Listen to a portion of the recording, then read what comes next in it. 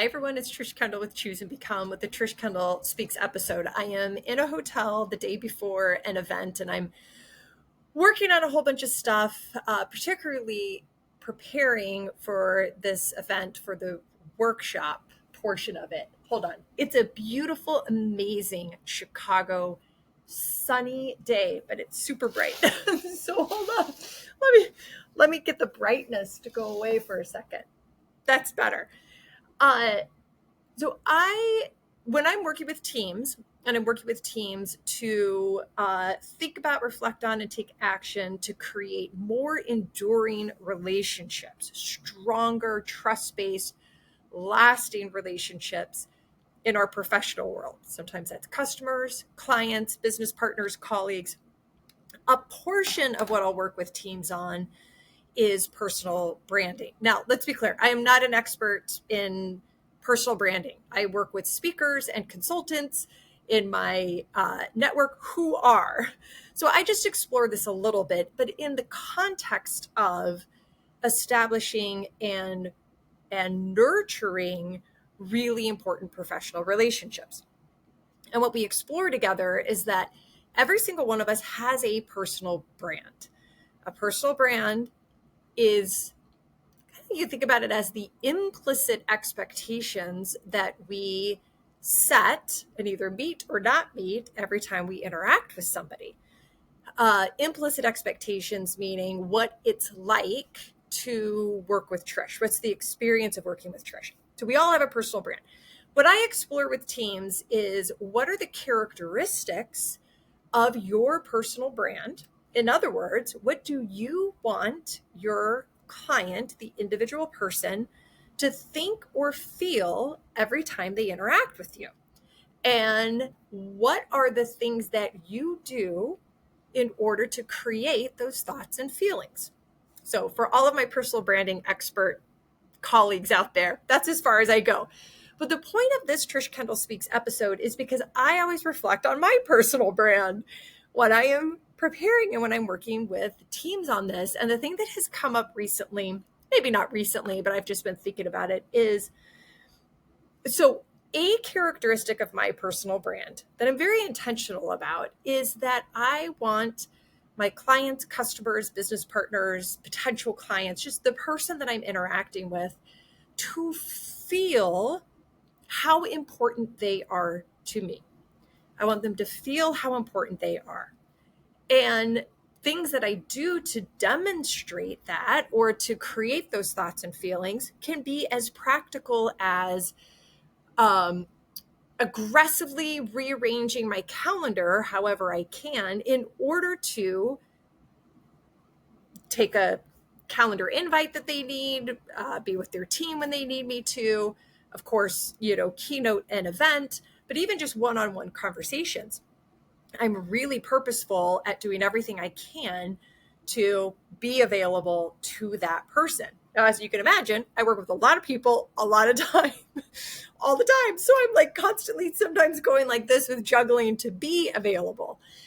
But it also manifests in other ways, which is when I have a keynote, I don't fly in and fly out. I always do a bookend where I'm 100% for sure there the day before, if not the night before the day before. And I stay until the day after. And I do this because I want this client, this organization, this team, the staff, the board, whomever it is, to know that I am available to them. And I'm proactive at that availability such that they know that they are my priority, not just for the 60 minutes keynoting or the 60 minutes plus 90 minutes of a breakout, but literally the whole time. And as you can imagine, that's a lot of juggling too. And then the other thing that I do, well, whatever, there's a whole bunch of things that I do. Well, here's another thing that I do is when I get requests for events and keynotes and workshops, I always respond to them personally. And when there's a phone call just to explore a little bit, I always do it. And sometimes maybe, that's not always the best use of time, but it's really important to me that that person feels that I am, or that person feels how important they are to me, even if I'm just meeting them for the first time. So here's where a conflict comes in, though, so that's been my personal brand for a very, very, very, very, very long time. And I do things to demonstrate that characteristic. It's one of the characteristics of my personal brand. I do things to demonstrate that. 5 years ago, when I doubled down to grow my professional speaking business, my inspirational keynote speaking business, there is a thing out there that I've observed where, you kind of want what you can't have, or events might want a speaker that seems to be hard to get, or is always booked, or is really popular, or, oh my gosh, you have to schedule them 12 months in advance. And even now, when I am booked, I never say, and I never indicate how busy I am to that individual that I'm talking to, either to my agents or to event planners or to business leaders and people leaders who I'm interacting with and exploring events with. I never make it be about me being busy. And sometimes that could be a little bit of a conflict with my personal brand and the keynote, maybe, world. And so sometimes I find myself asking myself, oh my gosh, do I need to let people know, that I have all of these things going on? Or do I need to say, if you're interested, we need to make that decision now because I'm booked 12 months out. But no, because it's not my personal brand. It just isn't. It is not a characteristic of my brand. A characteristic of my brand that I hold true is that you feel that you are important to me.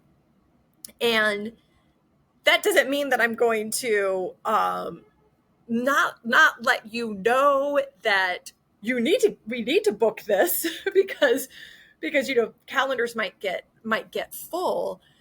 But I am not, nor am I ever going to be I am so busy, I swoop in and swoop out, you talk to my team before you talk to me.